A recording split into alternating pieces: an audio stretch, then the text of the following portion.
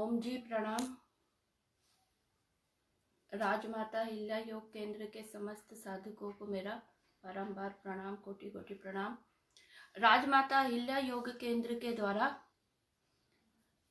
लगातार 223 दिनों से मध्य प्रदेश योग महायात्रा का आयोजन किया जा रहा है, जिसमें अलग अलग शहरों के अलग अलग योग विशेषज्ञों और आचार्यों को आमंत्रित कर उनके माध्यम से अपने सभी जो भी साधक हैं उनको ज्ञान और जानकारियां प्रदान की जा रही हैं। और यह मेरा सौभाग्य है कि राजमाता हिल्या योग केंद्र के द्वारा मुझे भी इस महायात्रा का सहभागी बनने का अवसर प्रदान किया गया और आज मैं अपने आप को गौरवान्वित महसूस कर रही हूँ कि इस 233वें दिन पे मैं आप सबके समक्ष उपस्थित हूँ। एक बार पुनः आप सबको कोटि कोटि प्रणाम करती हूँ और राजमाता अहिल्या योग केंद्र का आभार व्यक्त करती हूँ कि उन्होंने मुझे यह अवसर प्रदान किया। मैं सुश्री इंदु सिंह, थोड़ा अपना परिचय दे दूँ। मैं सुश्री इंदु सिंह और मैंने पतंजलि योगपीठ संस्थान बाबा रामदेव जी से योग का प्रशिक्षण प्राप्त किया है, सहयोग और मुख्य योग का प्रशिक्षण लिया। इसके अलावा मैंने स्किल इंडिया से भी लेवल 5 का प्रशिक्षण लिया हुआ है और आयुष मंत्रालय से भी मेरे कोर्स जारी है। तो इस तरह और लगातार 6-7 वर्षों से, विगत कई वर्षों से मेरा कई जो है शिविर चलाए जा रहे हैं मेरे माध्यम से, स्कूलों में, कॉलेज में और जनपद पंचायत, जिला पंचायत और गांव में जा जाकर निःशुल्क योग शिविर लेती हूँ। और इसके अलावा मेरा अपना खुद का भी संस्थान है, काया योग केंद्र, जिसके माध्यम से मैं महिलाओं को योग की जानकारी देती हूँ और निरोग रहने के लिए उनको कई आसन और प्राणायाम रोज करवाती हूँ, जिससे कि वे स्वस्थ रहें। क्योंकि मेरा मानना है कि जब एक महिला, जैसे महात्मा गांधी जी हमारे कहते थे कि जब एक महिला शिक्षित होती है तो पूरा परिवार शिक्षित होता है, उसी प्रकार मेरा मानना है कि जब एक महिला निरोगी और स्वस्थ रहती है या योग का प्रशिक्षण लेती है, योग सीखती है, तो फिर वो पूरा परिवार भी उसका जो है स्वस्थ और निरोगी रहता है। आज मुझे इम्यूनिटी बूस्ट करने वाले योग और प्राणायाम के विषय में आप लोगों को जानकारियां देना है। मेरा विषय है इम्यूनिटी बूस्ट करने वाले योगासन व प्राणायाम। तो सबसे पहले हम ये बात करते हैं कि इम्यूनिटी होती क्या है, क्योंकि अभी हम लोग जिस काल से गुजर रहे हैं, कोरोना काल, और जब वो उसके प्रवेश हुआ हमारे देश में, और उसके पहले से ही इसका पूरे दुनिया भर में तहलका मच गया था कि कोरोना आया, कोरोना आया। और जो कोविड-19 इसकी वजह से बीमारी हो रही थी, उससे भी बहुत सारे लोग संक्रमित हुए। तो इसके बाद इम्यूनिटी शब्द बहुत ज़्यादा चर्चा में आया। इम्यूनिटी, जिसे कि हम हिंदी में रोग प्रतिरोधक क्षमता या प्रतिरक्षा तंत्र या इम्यूनिटी सिस्टम कहते हैं। यह हमारे शरीर के अंदर ही जो है विभिन्न ऑर्गन्स, प्रोटीन, सेल्स, टिश्यूज का जो है सिस्टम या प्रणाली होती है, जो कि हमारे शरीर में आक्रमण करने वाले वायरस, जीवाणु आदि को हमारे, या जो भी फंगल इन्फेक्शन, तरह तरह के इन्फेक्शंस होते रहते हैं। और इस समय तो जो हम है बहुत ज़्यादा प्रदूषित वातावरण में जी रहे हैं, तो हमें पता भी नहीं कहाँ से किस तरीके का हमारी शरीर में इन्फेक्शन हो सकता है। तो इस तरीके के इन्फेक्शन से हमारे शरीर को बचाने के लिए हमारे शरीर के भीतर ही एक सिस्टम होता है, जिसे कि हम इम्यूनिटी सिस्टम या प्रतिरक्षा तंत्र कहते हैं। यह प्रतिरक्षा तंत्र जो हमारे को सभी प्रकार की बीमारियों और रोगों से बचाता है। परंतु यही प्रतिरक्षा तंत्र यदि कमजोर हो जाए, क्योंकि हम समझते हैं ये एक तरीके से क्या है, हमारा सुरक्षा कवच है। जैसे हमारे देश के सीमा पे प्रहरी जो है हमारे देश की रक्षा करते हैं और दुश्मनों से हमारे देश को बचाते हैं, उसी तरीके से जो हमारे अंदर कुछ टिश्यूज होते हैं, कुछ ऑर्गन्स होते हैं, कुछ प्रोटीन्स होते हैं, है ना, और सेल्स होती हैं, जो कि इस तरीके के एनिमीज है, जिसको कि हम वायरस कहते हैं, बैक्टीरिया कहते हैं, फंगस कहते हैं। ये जब हमारे बॉडी पे अटैक करते हैं तो इनको ये धाराशायी कर देते हैं। तो कोरोना टाइम पे यह चर्चा बहुत ज़्यादा चली कि जिनकी इम्यूनिटी बहुत अच्छी होगी, जिनका प्रतिरक्षा तंत्र बहुत अच्छा होगा, जिनकी रोग प्रतिरोधक क्षमता बहुत अधिक होगी, वे इस वायरस से उतने अधिक प्रभावित नहीं होंगे।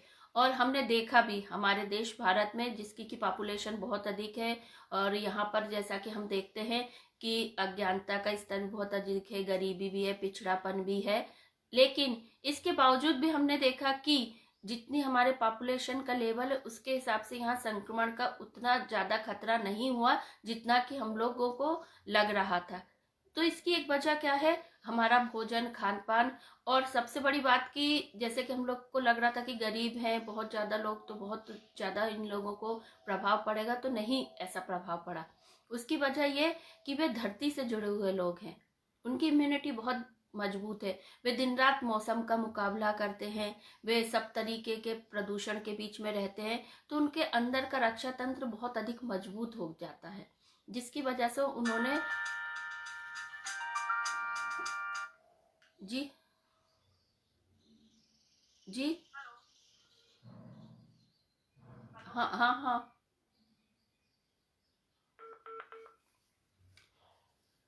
तो हमारा ये जो इम्यूनिटी सिस्टम है, जिसके बारे में कोरोना टाइम पे बहुत अधिक बात की गई, इस इम्यूनिटी सिस्टम की आवश्यकता क्या है? तो सबसे बड़ी यदि हम बात देखें तो इम्यूनिटी सिस्टम हमारे शरीर को सेहतमंद रखने के लिए बहुत ज्यादा जरूरी है। दूसरी बात यह है कि विभिन्न प्रकार के संक्रमणों से मुकाबला करने के लिए, वायरस और बैक्टीरिया के आक्रमण को झेलने के लिए, सॉरी, हेलो,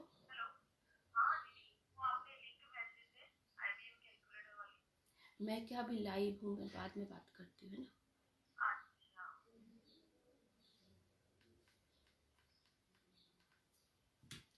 तो इम्यूनिटी हमारे शरीर को मजबूत रखती है, सेहतमंद रखती है। और सबसे बड़ी बात की जो बदलता हुआ मौसम, आजकल तो हम देख रहे हैं मौसम बहुत तेजी से बदलता है।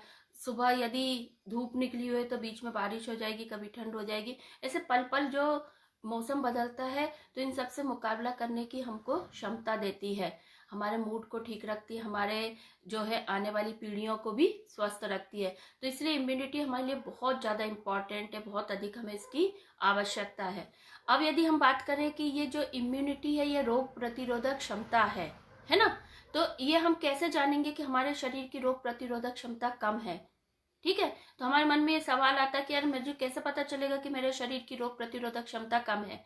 तो जाहिर सी बात है कि इम्यूनिटी सिस्टम का काम क्या है? रोगों से लड़ना, रोगों के विषाणुओं, जीवाणुओं से लड़ना। यदि आपके शरीर में किसी भी जीवाणु विषाणु का अटैक हो रहा है और आप उससे प्रभावित होते हैं और आप बीमार पड़ जाते हैं, इट मीन्स आपका इम्यूनिटी सिस्टम वीक है ना। यदि आप मौसम से प्रभावित हो जाते, तो कुछ लोग होते हैं कि थोड़ा सा मौसम बदला, सर्दी, जुकाम, खांसी, बुखार, तरह तरह के उनके लक्षण प्रकट होने लगते हैं। तो ये छोटी छोटी बातें हैं जो हमें ये बताती हैं कि हमारा इम्यूनिटी सिस्टम कहीं ना कहीं कमजोर है। इस कारण हम दूसरी चीजों से बहुत जल्दी हमारा शरीर या हम प्रभावित हो जाते हैं। तो इनसे बचने के लिए हमारे पास ये क्या तरीके हैं, कैसे हम बच सकते हैं? और हमें ये भी देखने या जानने की आवश्यकता है कि ये जो हमारा रोग प्रतिरोधक तंत्र है या जो हमारा इम्यूनिटी सिस्टम है, ये कमजोर कैसे होता है ना। यदि हमें ये पता हो कि इसके रीजंस क्या है, कारण क्या है, किस वजह से यह कमजोर होता है, तो फिर हम इसको मजबूत आसानी से कर सकते हैं। तो जब हमने ये देख लिया कि what is the need of immunity system, है ना, and what are the symptoms of weak immunity system, and now, तो अब हम ये चर्चा करते हैं, डिस्कस करते हैं कि इम्यूनिटी वीक होने के क्या क्या कारण होते हैं। तो सबसे पहला कारण तो होता है कि पौष्टिक भोजन ना लेना। आजकल हम देखते हैं कि लोग बहुत ज्यादा जंक फूड लेते हैं, पैकेज्ड फूड लेते हैं, है ना। तो ये सारी चीजें क्या करती हैं, कहीं ना कहीं हमारे इम्यूनिटी सिस्टम को वीक कर देती हैं। दूसरा कारण होता है पर्याप्त नींद ना लेना, बहुत अधिक भरपूर पानी का सेवन ना करना, बात बात पर दवाई ले लेना। होते हैं ना लोग, जरा सा सिर दर्द हुआ दवाई ले ली, जरा सा पेन हुआ दवाई ले ली। तो ये जो आप पेन किलर्स लेते हैं, एंटीबायोटिक्स लेते हैं, जब इनका बहुत ज्यादा मात्रा में सेवन होता है, कभी आपने लिया तो कोई दिक्कत नहीं है कि कभी कभार तो ली जा सकती, लेकिन सामान्यतः है देखते हैं कि लोग छोटी छोटी बात पे दवाइयों का सेवन करते हैं। तो ये सब चीजें भी कहीं ना कहीं हमारे भीतर के जो शरीर की लड़ने की क्षमता, इसको कमजोर बना देती हैं। तो जब हमें ये कारण समझ में आते हैं कि हमारी इम्यूनिटी वीक होने, नशीले पदार्थों का सेवन करना, बहुत से लोग हैं जो नशीले पदार्थों का सेवन, ये भी आजकल बहुत आम बात है, सिगरेट, शराब वगैरह पीना। तो ये सब चीजें आपको शुरू में पी रहे हैं, आपको एंजॉय कर रहे हैं, बट ये कहीं ना कहीं आपके शरीर के प्रतिरक्षा तंत्र को कमजोर कर रही है। तो जब हमें इनके कारणों का पता चल जाता है कि हमारे प्रतिरक्षा तंत्र या इम्यूनिटी सिस्टम को कमजोर करने वाले कारक कौन से हैं, तो फिर अब हम यदि बात करते हैं इनके उपायों की, हम कैसे दूर करें। तो सबसे पहली बात, जैसे मैंने कहा कि हम पौष्टिक भोजन नहीं लेते, तो वो भी हमारी वीक इम्यूनिटी का एक कारण हो सकता है। तो सबसे अच्छी बात है कि हम पौष्टिक भोजन लें। पौष्टिक भोजन मतलब जो हमारी इंडियन थाली है, जिसके ऊपर की कई बार सवाल उठाए जाते हैं, लेकिन मुझे लगता है यह एक बेस्ट जो है हमारा भोजन है, क्योंकि इसमें हमारे सभी कुछ शामिल होता है ना। दाल, चावल, रोटी, सब्जी, सलाद, अचार, बड़ी, पापड़, बहुत सारी चीजें हम लोग जो है लेते हैं, जो कि इंडियन थाली की ही विशेषता है। विदेशों में तो इस तरीके से भोजन नहीं लिया जाता। तो ये आप पौष्टिक भोजन लें, जिसमें सलाद आपको अनिवार्य रूप से लेना है, फ्रूट्स का आपको अनिवार्य रूप से सेवन करना है, ड्राई फ्रूट्स भी आप ले सकते हैं। दूसरा, पर्याप्त नींद ले। आजकल लोग लंबा लंबा रात तक जगते हुए रहते हैं, पता नहीं किस तरीके की लाइफ स्टाइल बन गई है, तो वो भी कहीं ना कहीं आपके लिए घातक है। तो पर्याप्त नींद ले, कम से कम 8 घंटे की नींद जो है हमारे लिए बताई गई। तो 8 घंटे की नींद का मतलब ये नहीं होता कि हम रात को 4 बजे सो रहे हैं और दिन में 2 बजे उठ रहे हैं। 8 घंटे की नींद का मतलब है कि हम टाइमली लें। जो हमारा बायोलॉजिकल क्लॉक है, जो हमारा प्राकृतिक सिस्टम है, जिस प्रकार से पक्षियों को हम देखते हैं कि सूरज ढलते ही वो अपने घोंसलों में चले जाते हैं, और जैसे ही सूरज उगता है वो उठ जाते हैं और स्वस्थ रहते हैं। ना उन्हें किसी डॉक्टर की आवश्यकता होती, ना उनकी नज़र कमजोर होती है, ना उनको किसी तरीके की कोई बीमारी होती। क्यों? क्योंकि वो प्रकृति के अनुसार जीवन जी रहे हैं। तो यदि हम प्रकृति के अनुसार जीवन जीते हैं, तो हमारा जो ये इम्यूनिटी सिस्टम है, ये हमेशा जो है बहुत अधिक मजबूत रहेगा। इसके अलावा पानी भी लोग कम पीते। आजकल तो मैं देखती हूँ कि लोग पानी की जगह ड्रिंक्स लेना पसंद करते हैं, जैसा कि विदेशों में चलन है। तो विदेशों से हमें कंपेयर नहीं करना, उनका क्लाइमेट अलग है, उनकी जो है कस्टम्स अलग है, लेकिन हमारे यहाँ देश में इस तरीके से यदि हम करते हैं तो उसका खामियाजा भी हमें भुगतना पड़ता है। तो हम जो है पानी अधिक मात्रा में लें, फल फ्रूट्स खाएं, और कोशिश करें कि हम पेन किलर्स और एंटीबायोटिक्स जरूरत बहुत ज़्यादा अनिवार्य हो तभी लें, अदरवाइज उसको लेने का प्रयास ना करें। छोटी छोटी चीज़ें हैं जिनका यदि हम ध्यान रखते हैं तो हमारा इम्यूनिटी सिस्टम जो हमेशा मजबूत रहेगा। अब क्योंकि हमारा आज का टॉपिक है इम्यूनिटी बूस्ट करने वाले योगासन व प्राणायाम, तो हम उस टॉपिक पे आते हैं कि कौन से ऐसे योगासन और प्राणायाम हैं जिनके माध्यम से हम अपनी इम्यूनिटी को बूस्ट कर सकते हैं, बढ़ा सकते हैं। तो यहाँ पर हम बात करेंगे, कभी भी आप कोई भी योगासन करने जा रहे हैं, कोई भी योग क्रिया करने जा रहे हैं, तो सबसे पहले जरूरी है कि आपकी बॉडी को आप हल्का वार्म अप कर लें। इसके बिना आप सीधे आसन शुरू कर देंगे, कि जैसे मैंने कहा कि इम्यूनिटी बूस्ट करने के लिए सूर्य नमस्कार बहुत अच्छा है, क्योंकि सूर्य नमस्कार क्या है, it is the complete package of exercise. इसमें सभी तरीके के आसनों का एक पैकेज बनाया हुआ है, जहां पर आप अपने पूरी बॉडी को, कंप्लीट बॉडी को जो है स्ट्रांग बना सकते हैं। लेकिन इसका मतलब यह नहीं कि आपको सूर्य नमस्कार आता है तो आप लगाना शुरू कर देंगे। पहले आप अपनी बॉडी को थोड़ा सा जो है स्ट्रेच करेंगे, फ्लेक्सिबल करेंगे, वार्म अप करेंगे, देन आप सूर्य नमस्कार जो है करेंगे। तो मैं पहले बताती हूँ कि अपनी बॉडी को आपको लचीला बनाना है, स्ट्रांग बनाना है। तो कुछ छोटे छोटे व्यायाम होते हैं जिनको कि हम बोलते हैं सूक्ष्म व्यायाम। कहने को ये सूक्ष्म व्यायाम है ना, जैसे हम कहते हैं ना, देखन में छोटन लागे घाव करे गंभीर, उसी प्रकार से कि ये छोटे छोटे व्यायाम कहने को होते हैं सूक्ष्म व्यायाम, हम इनको कहते हैं माइक्रो एक्सरसाइज, हम इनको कहते हैं, परंतु इनके प्रभाव हमारे शरीर पे बहुत ज्यादा गहरे पड़ते हैं। इनसे हमारे शरीर के हर एक जोड़ संधियां जो हमारे शरीर में होती हैं उन सबको खोलते हैं, उनमें ब्लड का सर्कुलेशन होता है प्रॉपरली।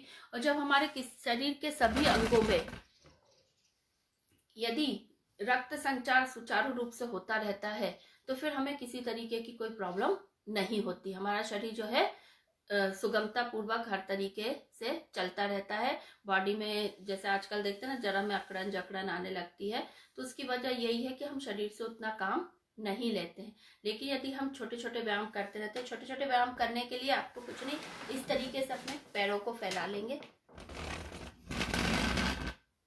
दिखाई नहीं दे रहा है क्योंकि आपको शुरुआत करनी है तो पैरों से, तो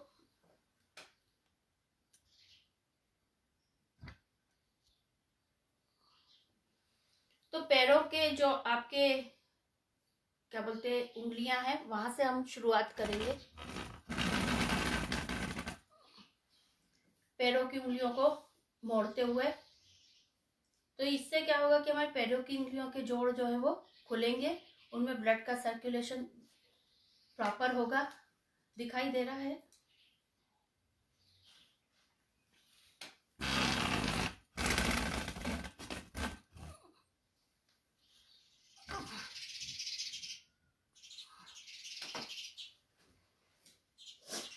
फिर आप ये पैरों को आगे पीछे यदि करते हैं, पैरों को इस तरीके से करेंगे, यदि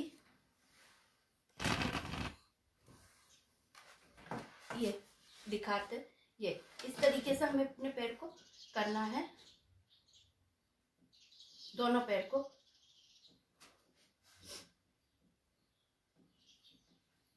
एक साथ यदि हम करते हैं इस तरीके से, पूरे पैर को सीधा और पीछे, सांसों के साथ। इसमें क्या होता है, जब भी हम योग या आसन या क्रियाओं की बात करते हैं तो सांसों पे ध्यान देना बहुत ही ज्यादा जरूरी होता है। और सांसों का सामान्य नियम है, योग में हम जब भी सांसों की बात करते हैं तो सांस का मतलब होता है गहरी सांस लेना। कभी भी हम जो सांस ले तो वो डायफ्राम से ले, है ना। पेट नहीं फूलना चाहिए, सांस हमारी फेफड़ों में भरनी चाहिए। और एक इनके नियम चलते कि जब हम झुकते हैं आगे की तरफ तो हमेशा सांस छोड़ेंगे, और जब हम ऊपर की तरफ उठते हैं तो सांस हमेशा लेंगे। मतलब जब हमारी बॉडी डाउनवर्ड होगी तो हमारी सांस जो है नीचे जाएगी, मतलब छोड़ेंगे। और जब आप करेंगे ऊपर होगी हमारी बॉडी तो सांस को लेना है। तो पहले हम थोड़े छोटे छोटे व्यायाम करके, जैसे ये रोटेट कर लेंगे अपनी एंकल से पैरों को, ये इस तरीके से क्लॉकवाइज, एंटी क्लॉकवाइज। तो एंकल से जो है हमारे जोड़ खुलेंगे, ये इस तरीके से हमें रोटेट करना है, क्लॉकवाइज और एंटी क्लॉकवाइज। इसी में जो है हम घुटने के लिए भी व्यायाम कर सकते हैं ताकि घुटने के जोड़ भी हमारे खुल जाए। और चक्की भी हम कर सकते हैं, चक्की आसन के इस तरीके से हम हैंड्स को लॉक करके सांस छोड़ते हुए आगे झुकेंगे जितना हम झुक सकते हैं। सावधानी हमें केवल इतनी रखनी है, जैसे किसी की सर्जरी का ऑपरेशन हुआ है, हार्ट पेशेंट है, बीपी अधिक है, तो वो थोड़ा सा इसको स्लो मोशन में करेंगे और जितना पीछे झुक सकते हैं, है ना। यदि कमर दर्द वगैरह है तो ज्यादा पीछे नहीं झुकते हैं और आराम से इसको आप करेंगे। जैसे आपने 3 टाइम क्लॉकवाइज किया तो 3 टाइम ही आप इसको एंटी क्लॉकवाइज भी करेंगे।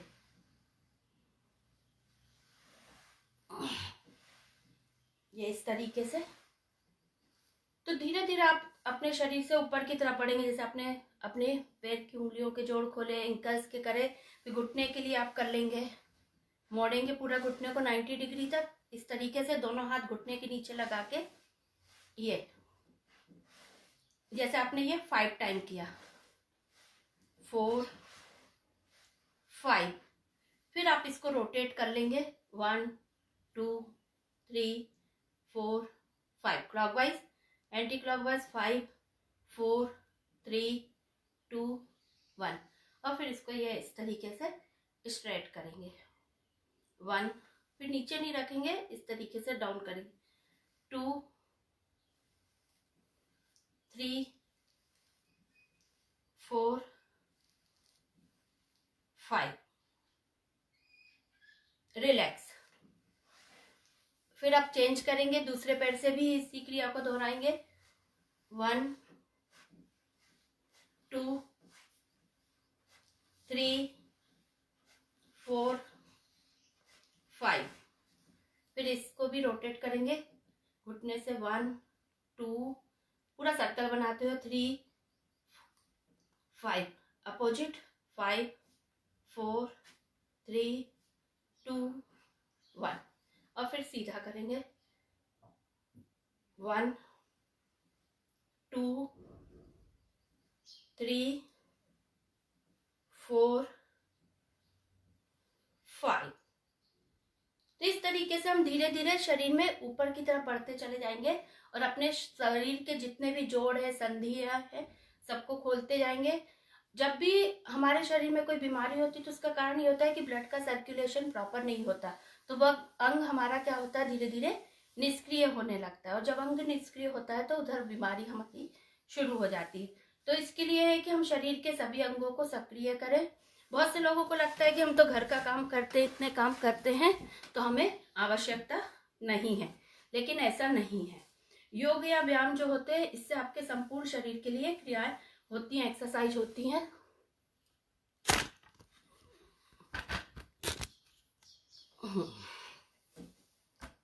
अब हम ये इस तरीके से वज्रासन में बैठ जाएंगे। यही एकमात्र आसन है जिसको कि हम भोजन के पश्चात कर सकते हैं। तो यदि आप लोग ऐसे इस तरीके से बैठते हैं, भोजन के बाद नियम बनाते हैं, तो आपका पाचन तंत्र मजबूत होगा, भोजन जो आसानी से डाइजेस्ट होगा। क्योंकि हमारी मोस्टली जो प्रॉब्लम होती है बॉडी से रिलेटेड, जो भी बीमारियां, उसका कारण होता है पेट। यदि हमारा पेट जो है साफ रहता है तो हम बहुत सारी बीमारियों से भी बचे हुए रहते हैं। तो इस तरीके से वज्रासन में बैठते हैं और जो है हम अपने शरीर को मजबूत बना सकते हैं। तो यह भी हमारी इम्यूनिटी के लिए बहुत अच्छा रहेगा। वैसे तो सभी आसन, सारे प्राणायाम ऐसे हैं जिनसे आपके शरीर का रक्षा तंत्र जो है मजबूत ही होगा। कोई हम ऐसे नहीं कह सकते कि इससे आपको कोई इफेक्ट नहीं होता। फिर भी जो विशेष है अपन उन पे चर्चा करेंगे। अब जब हम इस तरीके से वज्रासन में बैठे हैं तो ये हमेशा ध्यान रखें कि हमारा मेरुदंड सीधा हो, सीधे एकदम हमको स्ट्रेट बैठना है। किसी भी आसन में बैठे आपका मेरुदंड एकदम सीधा होना चाहिए, गर्दन एकदम सीधी हो, इस बात का आपको ध्यान रखना है। और हमें ये भी देखना है कि सावधानियां क्या रखना है। जैसे हम वज्रासन में बैठ रहे हैं, तो यदि आपको घुटने में तकलीफ है, आपकी एड़ियों में दर्द होता है, तो फिर आप इस तरीके के आसन में नहीं बैठे, है ना। और यदि आप स्वस्थ हैं और आपको किसी प्रकार की कोई समस्या नहीं आती, तो आप इस तरीके से वज्रासन की मुद्रा में बैठ सकते हैं। तो कोई भी आसन, क्रिया या योग इसलिए हमेशा कहते हैं किसी गुरु के जो है संरक्षण में करना चाहिए। क्योंकि हम देख के यदि उसको रिपीट करते हैं तो उसमें हो सकता है हम सावधानियों का पालन ना करें, तो फिर हमें जो प्रभाव मिलना है या जो उसका लाभ होना है, उसकी जगह हो सकता है हमें कोई हानि भी हो सकती है। तो इसलिए हम हमेशा किसी गुरु के परामर्श से ही उसको लें। और ये जो राजमाता अहिल्या योग केंद्र, इनका भी यही उद्देश्य है। ये चाहते हैं कि जो इनके साधक है, जो इनसे जुड़े हुए हैं, इनको सभी तरीके का ज्ञान मिले और ये एक विशेषज्ञ के रूप में उभरे। तो हम इस तरीके से वज्रासन में बैठ जाएंगे और फिर इसी आसन में बैठे हुए शशकासन या रेबिट पोज है उसको करेंगे। वह भी हमारी इम्यूनिटी के लिए बहुत अच्छा एक क्रिया है। इस पोजीशन में आप बैठ के दोनों हाथ आपके घुटने के ऊपर है। फिर सांस लेते हुए आपने धीरे धीरे हाथ को ऊपर उठाया, पूरा हाथ ऊपर। फिर सांस छोड़ते हुए धीरे धीरे हाथ को नीचे करते जाएंगे सांसों के साथ, और पूरा नीचे। सिर भी आपका जो है नीचे लगेगा। सामान्य सांस लेते रहेंगे। होल्ड करें तो होल्ड कर सकते हैं, और फिर सांस लेते हुए ऊपर, फिर सांस छोड़ते हुए नीचे। कोई भी क्रिया 3 बार से कम हमें नहीं करना है।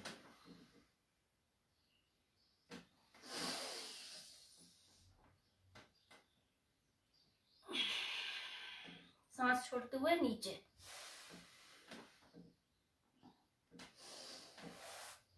ये डायबिटीज के लिए भी एक बहुत बढ़िया आसन है, क्योंकि इससे पेनक्रियास पे दबाव पड़ता है और आपका जो इंसुलिन हार्मोनल इम्बैलेंस होता है तो उसको ये ठीक करता है। तो एक तरीके से यदि हम देखते हैं कि एक योग आसन हम करते तो वो हमारे कई तरीके से लाभ पहुंचाता है। इम्यूनिटी तो हमारी मजबूत करेगा ही, दूसरी बीमारियों से भी हमको बचाता है। इसी पोजीशन में रहते हुए मंडूक आसन भी किया जा सकता है। मंडूक मतलब मेंढक, मेंढक की तरह बैठना। क्योंकि हमारे जो ये ऋषि मुनि थे, पतंजलि, जिनको कि योग का जनक माना जाता है। ऐसे तो योग बहुत पुरानी परंपरा है ना, सनातन परंपरा है। श्रीमद् भगवत गीता में भी इसका उल्लेख मिलता है, ऋग्वेद में भी इसका उल्लेख मिलता है। परंतु पतंजलि को योग का जनक या योग गुरु के रूप में इस तरीके से मान्यता दी जाती है कि इन्होंने क्या किया, पूरे जितने भी योगासन और जितनी भी क्रियाएं हैं उनको संकलित किया और योग सूत्र के रूप में हमारे सामने रखा, जिसकी वजह से आज हम इन चीजों को समझ पाते हैं।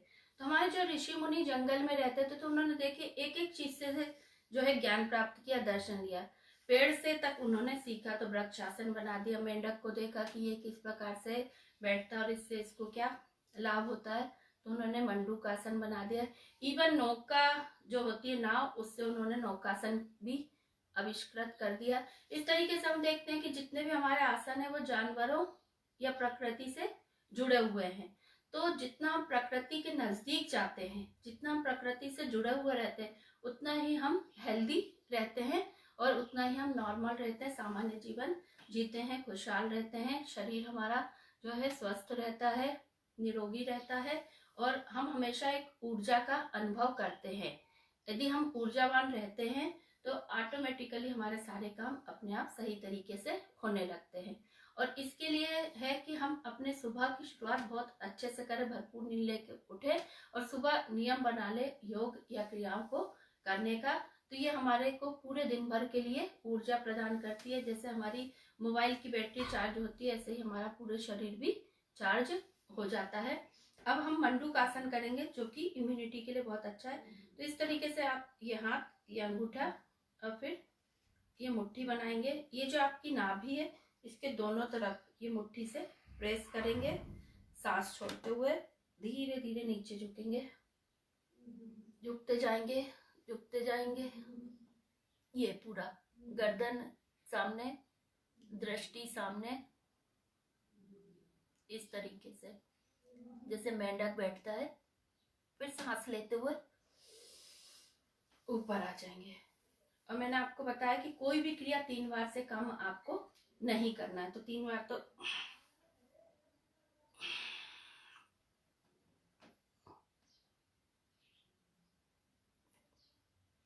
बार तो आप इसको दोहराएंगे।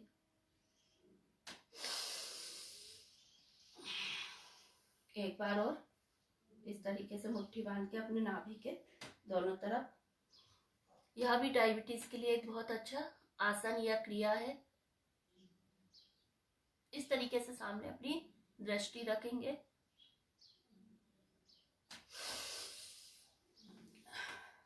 तो बैठ के आप वज्रासन कर सकते हैं, शशकासन कर सकते हैं, मंडूकासन कर सकते हैं, जो कि आपकी इम्यूनिटी को बढ़ाने में और आपको दूसरे रोगों से बचाने में भी सहायक साबित होते हैं। तो आप योग में बहुत सारी क्रियाएं हैं जिनके माध्यम से अपने आप को स्वस्थ और निरोगी रख सकते हैं और अपनी इम्यूनिटी को बढ़ा सकते हैं। अब हम यहाँ पर बात करते हैं प्राणायाम की।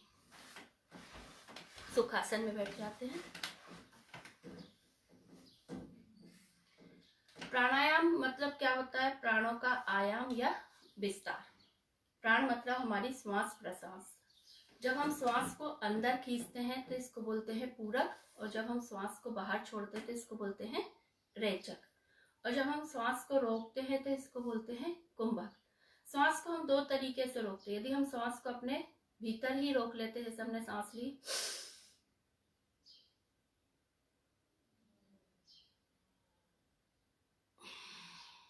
तो यह अंतः कुंभक या अभ्यंतर कुंभक कहलाता है।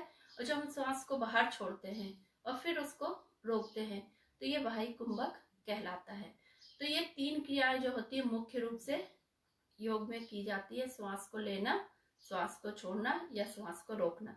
आप श्वास को जितने समय तक रोक सकते हैं, जितनी देर तक होल्ड कर सकते हैं, आपके लिए उतना अच्छा। उतने आपके फेफड़े मजबूत होंगे, उतनी ज्यादा आपकी जो है इम्यूनिटी डेवलप होगी। तो आप जब करते हैं तो धीरे धीरे अपने सांसों को रोकने की गति को बढ़ाने की कोशिश करें, क्योंकि हमने ये देखा है कि जो कछुआ है, अपन बोलते हैं कि सबसे ज्यादा लंबा जीवन जीता है क्योंकि वो बहुत धीरे धीरे सांस लेता है। तो हमारे ऋषि मुनियों ने कछुए से भी सीखा और इस तरीके से जो सांस को रोकने की कुंभक क्रिया का इजाद किया, जिसके माध्यम से हम अपनी सांसों पर नियंत्रण पा सकते हैं। और इस तरीके से उन्होंने प्राणायाम हमारे सामने रखे जो अलग अलग होते हैं। ये जो योगासन होते हैं, क्रियाएं होती हैं अलग अलग, इनके माध्यम से हमारा बाहरी शरीर मजबूत होता है, और जो प्राणायाम है इनसे हमारा आंतरिक शरीर जो है वो मजबूत होता है। हमारे शरीर के अंदर बहुत सारे अलग अलग जो है सिस्टम्स होते हैं। डाइजेस्टिव सिस्टम होता है, रिप्रोडक्टिव सिस्टम होता है, ब्लड सर्कुलेशन सिस्टम होता है, रेस्पिरेटरी सिस्टम, नर्वस सिस्टम, ऐसे कई जो हमारे अंदर जाल है सिस्टम्स का अलग अलग बॉडी में। तो इन सभी इंटरनल बॉडी सिस्टम्स को यदि हम सही प्रकार से रखना चाहते हैं, प्रॉपरली अपना काम करते रहे, हमारा शरीर मजबूत रहे, स्वस्थ रहे, तो इसके लिए आसन और योग की अलावा, है ना, प्राणायाम भी जरूरी है। महर्षि पतंजलि ने जब अष्टांग योग का सिद्धांत दिया तो उसमें उन्होंने 8 जो है चरण या हम स्टेप्स कह सकते हैं जो बताए हैं। यम, नियम, आसन, प्राणायाम, प्रत्याहार, धारणा, ध्यान, समाधि। तो यहाँ पर हम देखते हैं कि आसन तीसरे नंबर पे आता है। तो हमने आसन का अभ्यास किया, है ना। तो ये आसन मतलब हमारी बैठने की व्यवस्था, हम किस तरीके से बैठते हैं, अपने शरीर को रखते हैं, वह कहलाता है। इसमें सुखासन भी आते हैं, पद्मासन भी आते हैं, वज्रासन भी जो हमने अभी करके दिखाया, ये सारे तरह तरह के आसन आते हैं। तो यम, नियम, आसन, चौथे नंबर पे आता है प्राणायाम। तो प्राणायाम जो है हमारे सांस प्रश्वास पे हमारे नियंत्रण है। तो इम्यूनिटी को बूस्ट करने वाले प्राणायाम की यदि बात करें तो इसमें भस्त्रिका, कपालभाति, जो कि कपालभाति को तो वैसे भी सभी प्राणायाम में सर्वश्रेष्ठ माना गया है। तो ये यदि हम करेंगे तो सभी तरीके के रोगों में हमारे को मिलेगा। तो सबसे पहले हम भस्त्रिका की बात करते हैं। तो भस्त्रिका 2 तरीके से किया जा सकता है। एक तो ये है कि भस्त्रिका प्राणायाम करता क्या है, ये हमारे फेफड़ों को मजबूत करता है। इसमें आपको श्वास लेना है और श्वास को तेजी से लेना और छोड़ना है, मतलब पूरक और रेचक आपको कंटिन्यूअसली करना है।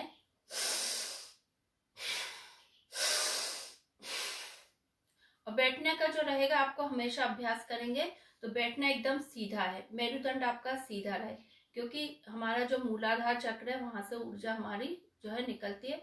यदि हम बीच में ऐसे बैठेंगे या ऐसे बैठेंगे तो हमारा जो ऊर्जा का प्रवाह है वो बीच में ही रुक जाएगा और सहस्त्रार चक्र तक ऊर्जा का प्रवाह गतिमान नहीं होगा, तो वो हमें उसका लाभ भी नहीं मिलेगा। तो हम कोशिश करें कि जब हम बैठते हैं तो अपने मेरुदंड को एकदम सीधा रखें। तो एक तरीका मैंने आपको बताया भस्त्रिका प्राणायाम का, ये अपने रेस्पिरेटरी सिस्टम को जो है मजबूत करता है।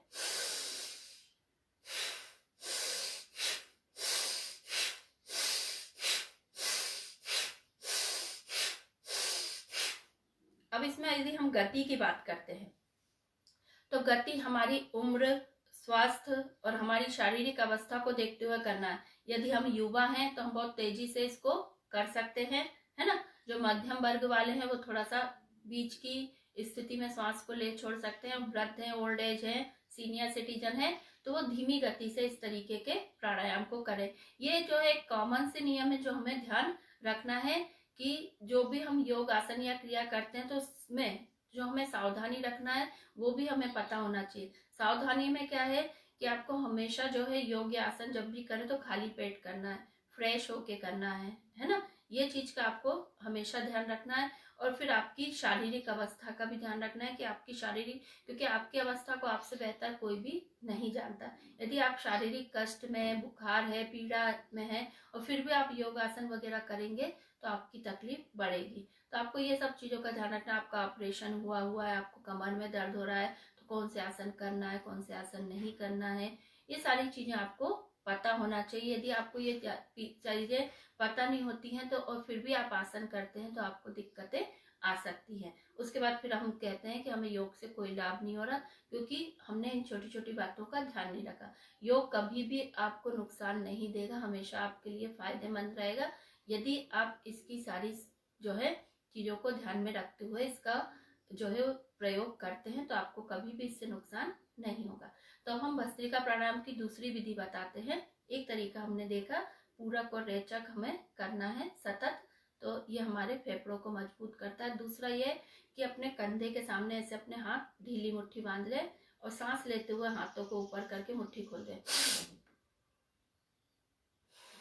सांस छोड़ते हुए, फिर सांस लेते हुए नीचे,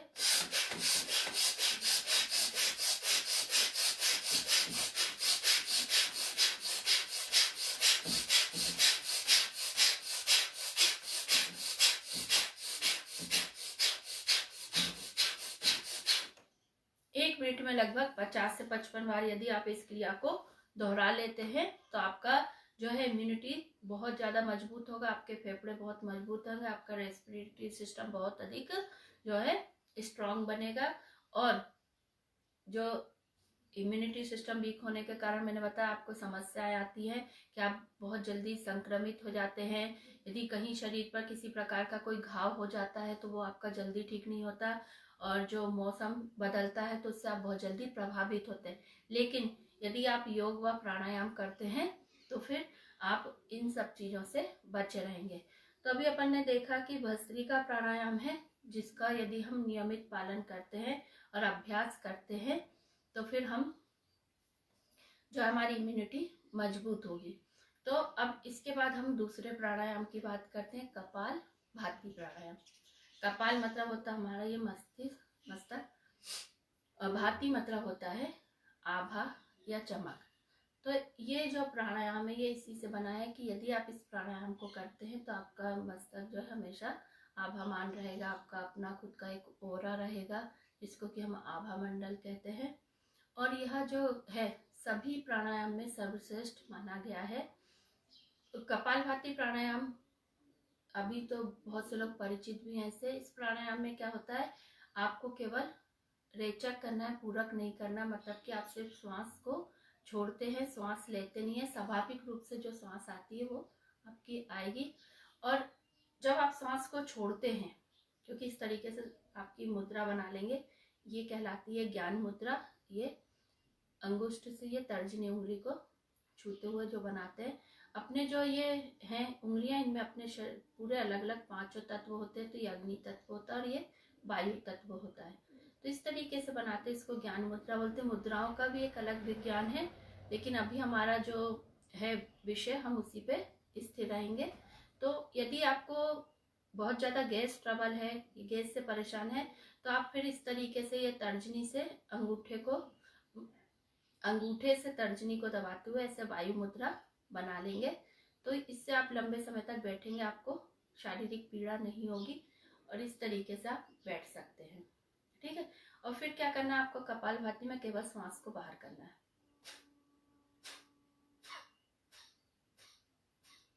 तो ये पेट आपका ऑटोमेटिक अंदर जाएगा। कुछ लोग करते हैं ऐसे ऐसे कंधा उचकाते रहते हैं, इस तरीके से नहीं करना। कंधे आपके सीधे रहेंगे। आप देखिए,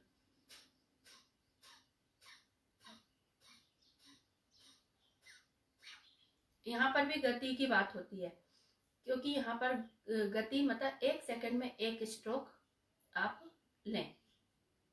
और जब आप ये करते हैं, मतलब श्वास को बाहर छोड़ते हैं, तो भीतर के जितने भी टॉक्सिन्स होते हैं, नेगेटिविटी होती है, विषैले तत्व होते हैं, ये सब आपके शरीर से श्वासों के जरिए बाहर निकल जाते हैं।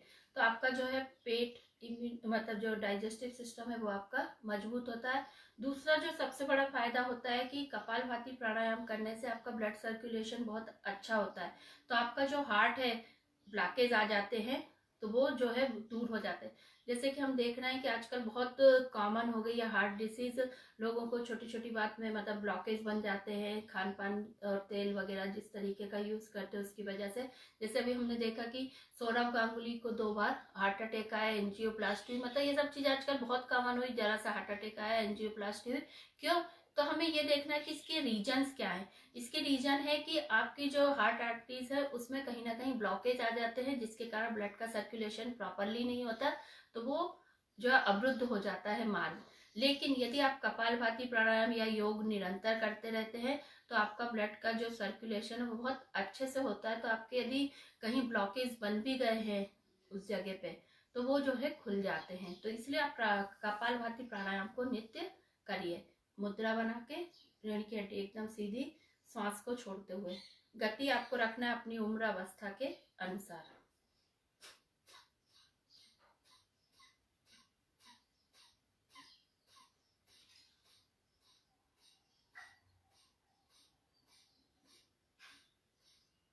यदि आप आंख बंद करके करेंगे तो उसके आपको ज्यादा लाभ मिलेंगे। अभी मैंने आंख खोली हुई देखने के हिसाब से, तो आंख बंद करके करते हैं। आंख बंद करने का कारण ये रहता है कि जो ऊर्जा हमको उत्सर्जित होती है, अंदर से मिलती है, संचारित होती है हमारे शरीर में, वह शरीर के भीतर ही रहती है। यदि हम आंख खोलते हैं तो वो ऊर्जा हमारी आंखों के रास्ते से बाहर निकल जाती। तो छोटी छोटी बातें जो हमको ऐसा लगता है कि अरे इससे कुछ फर्क नहीं पड़ता, इससे कुछ फर्क नहीं पड़ता, लेकिन यदि हम इनको समझे, इनके विज्ञान पे गौर करें, क्योंकि हम अधिकतर चीज़ों को विज्ञान से जोड़ने के चक्कर में बहुत से जो हमारी बातें हैं या हमारे भारतीय रीति रिवाज है उनको नकार देते हैं। लेकिन यदि हम उनको गहन में जाए, गूढ़ रूप से उनको समझने का प्रयास करें, तो हमें ये समझ में आता है कि एक एक चीज में हमारा जो है बहुत गहरा विज्ञान छिपा हुआ है। तो ये जो हमारे ऋषि मुनियों ने खोजे प्राणायाम है या आसन है, जो उन्होंने प्रकृति से पूरी चीजें ली है, तो इन चीजों में हमें बहुत सारे जो है तत्व छिपे हुए हैं, ज्ञान की बातें छिपी हुई। तो कपालभाति प्राणायाम में या कोई भी प्राणायाम आप करते हैं तो मेरुदंड को सीधा रखें, मुद्रा आपकी बना रखें, सुखासन में बैठें और गति आप अपनी उम्र के अनुसार रखें। ये छोटी छोटी बातें हैं जिनका आपको ध्यान रखना है। तो फिर से हम करते हैं 1 सेकंड में 1 स्ट्रोक।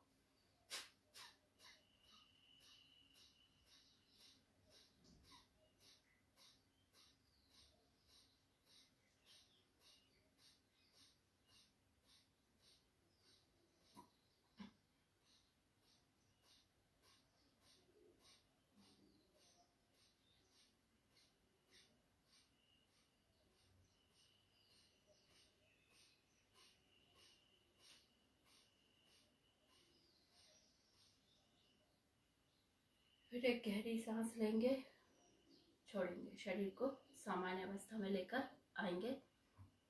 इस तरीके से हम कपालभाति प्राणायाम का अभ्यास करेंगे, जो कि हमारी इम्यूनिटी को बूस्ट करने के लिए एक बहुत ही लाभकारी प्राणायाम है। क्योंकि आज हम बात कर रहे हैं इम्यूनिटी बूस्ट करने वाले योगासन व प्राणायाम की। तो इसमें मैंने आपको बताया पहले भस्त्रिका प्राणायाम और फिर अभी आपको बताया कपालभाति। इसके अलावा उज्जाई प्राणायाम है।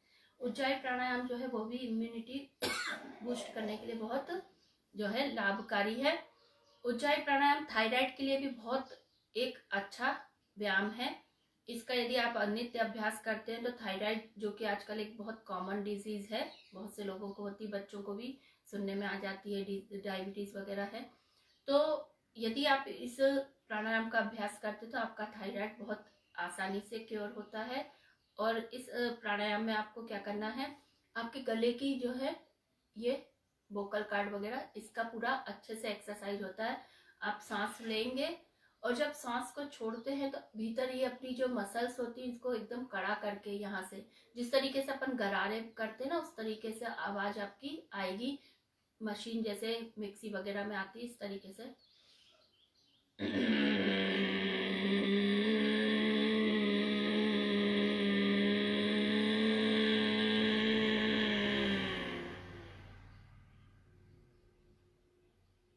फिर सांस को पूरी बाहर कर दी। तो इसका यदि अभ्यास करते, यदि आपको थायराइड की समस्या है तो 7, 8, 10 बार तक आप इसको कर सकते हैं। और यदि आप सामान्य हैं तो 3 बार 4 बार आपके लिए पर्याप्त है। जैसे एक बार पुनः करेंगे।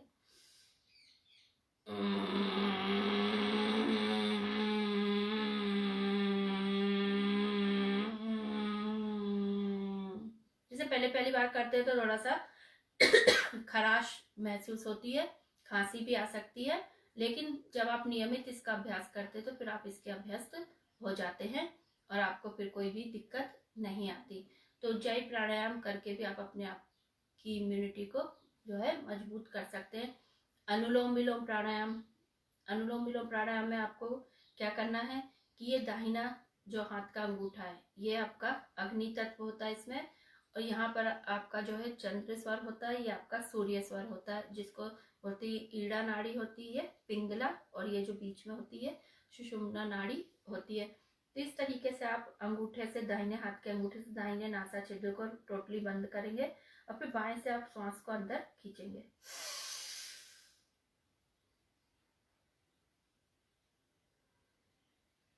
फिर ये मध्यमा उंगली से आप दाहिने बाएं नासा छिद्र को बंद करेंगे और दाहिने से पूरी सांस बाहर। तो ये हुआ केवल अनुलोम, अभी विलोम नहीं हुआ। विलोम मतलब विपरीत। अब आप जहां दाहिने से आपने सांस छोड़ी तो दाहिने से ही सांस को लेंगे, दाहिने अंगूठे से बंद करके बाएं से पूरी सांस को बाहर कर देंगे। ये हुआ अनुलोम विलोम 1 बार। इस तरीके से आप 11 बार, 21 बार, 51 बार, जितना भी आपकी क्षमता है उतनी बार इसका आप अभ्यास करेंगे। तो अनुलोम विलोम प्राणायाम है, जैसे साइनस की दिक्कत है, माइग्रेन की प्रॉब्लम है, क्योंकि ये जो आपके दोनों उससे नथुनों से आप सांस को लेते और छोड़ते हैं लगातार। जैसे मैंने बताया कि पहले आपने बाएं से सांस ली, दाएं से छोड़ दी, अनुलोम, दाएं से ली, बाएं से छोड़ दी, विलोम। जब आप इसको समाप्त करते हैं तब भी बाएं से श्वास छोड़ते हुए ही समाप्त करना है, जिससे आपका पूरा साइकिल जो है कंप्लीट, क्योंकि बाएं से लेते हुए शुरू करते हैं तो बाएं से छोड़ते हुए ही इसको खत्म करना है। यही मैंने बोला कि कोई भी आप प्राणायाम करें, आसन करें, योग करें, क्रिया करें, हमेशा उसके नियमों का ध्यान रखें, सावधानियों का ध्यान रखें, तो आपको इसका बहुत अधिक लाभ मिलता है। और यदि आप जो है लापरवाही करते हैं तो फिर आपको उसका उतना फायदा नहीं मिलता, क्योंकि साइड इफेक्ट तो कुछ होते नहीं है। साइड इफेक्ट में इतना हो सकता है कि कोई मसल्स वगैरह आपकी खिंच जाए, या आपको बाकी कोई बीमारी वगैरह नहीं होगी या परेशानी, केवल यही हो सकता है जो मैंने आपको बताया। तो इसलिए आप जब भी करें तो एक योग्य गुरु के संरक्षण में करें, निर्देशों के अनुसार करें, नियमों के अनुसार करें, अन्यथा आपको इसका पूरा लाभ नहीं मिलेगा। उसके बाद आप यही कहेंगे कि योग से कोई लाभ नहीं होता, योग करने से कोई फायदा नहीं है, और इस तरीके से आप उसका दुष्प्रचार करना शुरू कर देते हैं। लेकिन आप ये ध्यान नहीं देते कि कहीं ना कहीं गलती आपकी ही होती है। और राजमाता अहिल्या योग केंद्र शायद यही चाहता है या उसका उद्देश्य है कि जो उसके साधक हैं, जो उससे जुड़े हुए हैं, प्रशिक्षण करने वाले उनके जो भी हैं विद्यार्थी हैं, वो योग की सही जानकारी रखें, सटीक जानकारी रखें और दूसरों को भी वही जानकारी प्रदान करें। इसलिए उन्होंने यह योग यात्रा का महाअभियान चलाया हुआ है, जिसमें वह मध्य प्रदेश से जुड़े हुए, योग से जुड़े हुए विभिन्न जो है विशेषज्ञों को यहाँ पर आमंत्रित कर रहे हैं, और अलग अलग विषयों पे उनके व्याख्यान और प्रयोग यहाँ पर दिखाए जाते हैं। प्रैक्टिकल रूप में भी आपको बताया जाता है, ताकि आप उसको सही तरीके से अभ्यास में ला सके। तो अब जो कि हमारा धीरे धीरे समय भी जो है समाप्ति की ओर बढ़ रहा है। 7 बजे से 7:45 तक का समय मुझे दिया गया था और 7:50 हो रहा है, क्योंकि ये विषय ऐसे हैं जिन पे यदि हम बोलना शुरू करते हैं तो रुकना बहुत मुश्किल होता है, क्योंकि बहुत बृहद विषय है। लेकिन क्योंकि एक टॉपिक के अनुसार हमको विषय दे दिया जाता है तो फिर हमें उसको समेटने में आसानी रहती है। तो आज जो हमारा विषय था, इम्यूनिटी बूस्ट करने वाले प्राणायाम और योगासन। तो एक बार मैं थोड़ा सा रिपीट कर दे रही हूँ आपकी उसके लिए कि आपको रहे। तो मैंने आपको आसनों में बताया कि कोई भी आसन या आप क्रिया करते हैं योग की, तो एकदम से उससे प्रारंभ नहीं करना है। पहले सूक्ष्म व्यायाम या थोड़ा वार्म अप एक्सरसाइज से अपने शरीर का तापमान जो है ठीक करके, फिर उसके बाद आप अपने कठिन आसन या जो भी आसन लगाना चाहते हैं लगा सकते हैं। और इम्यूनिटी बूस्ट करने के लिए मैंने आपको बताया कि आप कौन कौन से आसन कर सकते हैं। सूर्य नमस्कार जो कि मैंने अभी करके मैंने आपको इसलिए नहीं दिखाया क्योंकि थोड़ा सा यहाँ जो है अच्छे से दिखाई नहीं दे रहा है डिस्प्ले में, तो वो अभी करके नहीं दिखाया। भुजंगासन, मकर आसन वगैरह जो है वह भी आप कर सकते हैं। और शशकासन, मंडूकासन, वज्रासन, बैठ के किए जाने वाले, मतलब लेट के किए जाने वाले आसनों में भी आपके पास है। और लेट के किए जाने वाले आसनों में पहले हम पेट के बल लेट के करते हैं, तो उसमें मकर आसन, भुजंगासन, शलभासन कर सकते हैं। एक और जो क्रिया होती है मार्जरी आसन, इस तरीके से मार्जरी मतलब कि बिल्ली, हमारे देखो ऋषि मुनि ने हर किसी से सीखा, बिल्ली से भी सीख लिया। तो काउ कैट स्ट्रेचिंग इसको हम बोलते हैं। इस तरीके से हम जैसे बिल्ली या गाय होती है उस तरीके से हमारी पोजीशन लेंगे, मार्जरी आसन जिसको हम बोलते हैं। और फिर इसमें क्या करना है, जब आप श्वास छोड़ेंगे तो आपकी गर्दन नीचे आएगी और कमर ऊपर, सांस लेंगे तो गर्दन ऊपर कमर नीचे। साइड से और दिखा देते हैं आपको ताकि सही तरीके से दिखे।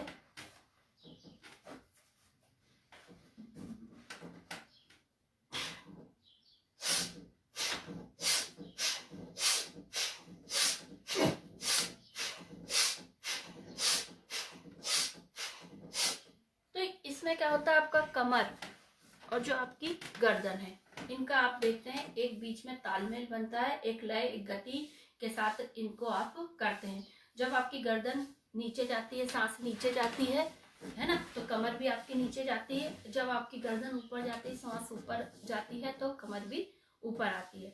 तो ये करते हैं, तो इससे भी आपको जो ये कार्डियो एक्सरसाइज होती है, जितनी भी कार्डियो एक्सरसाइज होती है, ये सब आपकी इम्यूनिटी को बूस्ट करती हैं। तो ये क्रिया मैंने आपको और करके दिखाई।